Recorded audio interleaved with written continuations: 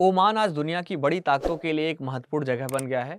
दोस्तों, चीन वहां अपनी मौजूदगी बढ़ाने की कोशिश कर रहा है और भारत इसे बहुत करीब से देख रहा है। दोस्तों, मैं हूं पुनीत उपाध्याय और आप देख रहे हैं संस्कृति आईएएस का यूट्यूब चैनल। तो चलिए समझते हैं कि ओमान और दुकम बंदरगाह इतना चर्चा में क्यों है। दोस्तों, हमारे प्रधानमंत्री नरेंद्र मोदी हाल ही के दिनों में ओमान का दौरा करने वाले हैं और यह दौरा भारत की जो मध्य पूर्व नीति है इसके लिए बेहद सामरिक रूप से महत्वपूर्ण माना जा रहा है। दोस्तों, उम्मीद है कि भारत और ओमान के बीच रक्षा सहयोग, ऊर्जा सुरक्षा और समुद्री सुरक्षा से जुड़े कई अहम समझौते हो सकते हैं।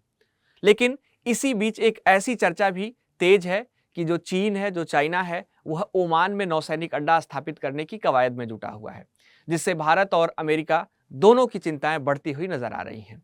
दोस्तों, आज का जो लेक्चर है वह कुछ पॉइंट पर बेस्ड है और आप देखेंगे इसमें हम सबसे पहले ओमान में नौसैनिक अड्डा बनाने की जो कोशिश हो रही है चीन के द्वारा, इसको समझने का प्रयास करेंगे। दुकम में चीन का जो विशाल निवेश है इसको देखेंगे कि किन क्षेत्रों में यह निवेश कर रहा है और क्यों कर रहा है। दुकम बंदरगाह चीन के लिए क्यों अहम है, इसकी भी चर्चा करेंगे।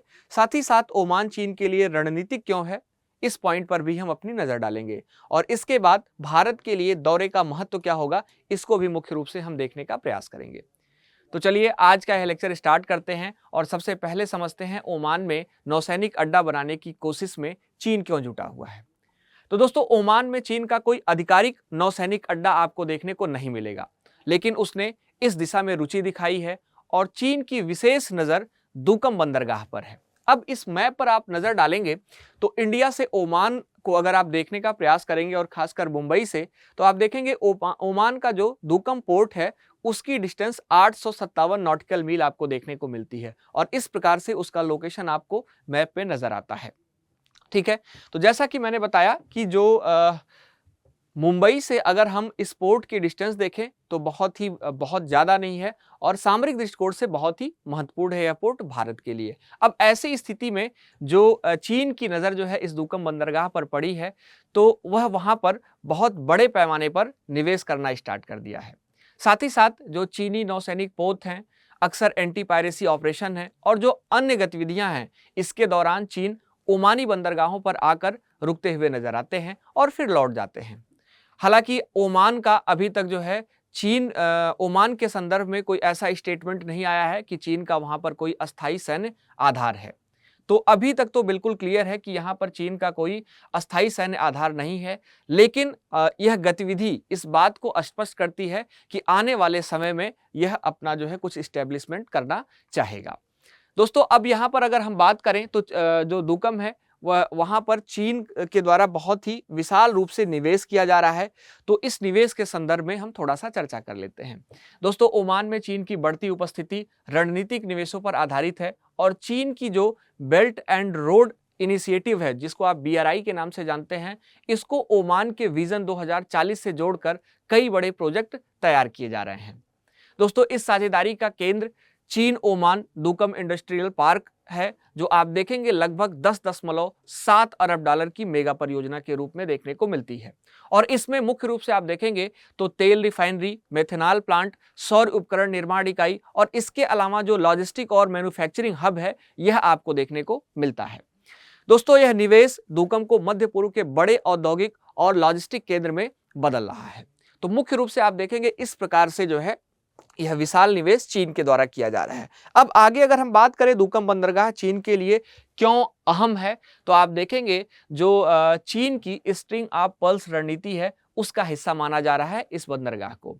दोस्तों, एक ऐसा नेटवर्क जिसके जरिए चीन बहुत ही महत्वपूर्ण समुद्री व्यापार मार्गों पर अपनी पकड़ को मजबूत करने की कोशिश कर रहा है। और दुकम चीन को आप देखेंगे तो हुर्मुज जो जलडमरू मध्य है, इसके पास रणनीतिक पहुंच देखने को मिलता है। मध्य पूर्व में सप्लाई चेन सुरक्षा देखने को मिलती है। इसके अलावा अमेरिकी नौसैनिक प्रभुत्व को कम प्रभावित क्षेत्र प्रदान करता है।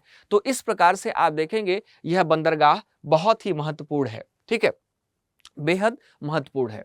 अब आगे अगर हम बात करें तो ओमान चीन के लिए रणनीतिक क्यों है, इस बात को भी समझने की आवश्यकता पड़ती है। तो दोस्तों, ओमान की भौगोलिक स्थिति पर अगर आप नजर डालेंगे तो अरब सागर और हिंद महासागर तक इसकी सीधे पहुंच है, आप यहां पर मैप में देख पा रहे होंगे। दोस्तों चीन को एक विशाल समुद्री गलियारा उपलब्ध करा सकता है ना। और साथ ही साथ चीन के युद्धपोत पहले से ही आप देखेंगे तो जो सुल्तान काबूस पोर्ट है उस पर रुककर ईंधन और जो सप्लाई है वह अक्सर लेते रहते हैं, और यह वेस्ट एशिया में बीजिंग की लॉजिस्टिक उपस्थिति को और भी मजबूत करता है। अब यहाँ पर हमने एक और पॉइंट आपको बोला, सुल्तान काबूस पोर्ट, तो वह भी बहुत इंपॉर्टेंट हो जाता है कि ओमान में यह पोर्ट कहाँ अवस्थित है। तो आप देखेंगे यह गल्फ ऑफ ओमान है और यहाँ पर आपको सुल्तान काबूस पोर्ट देखने को मिल जाता है, जो कि बहुत ही महत्वपूर्ण है, आप इसको ध्यान में रखिएगा।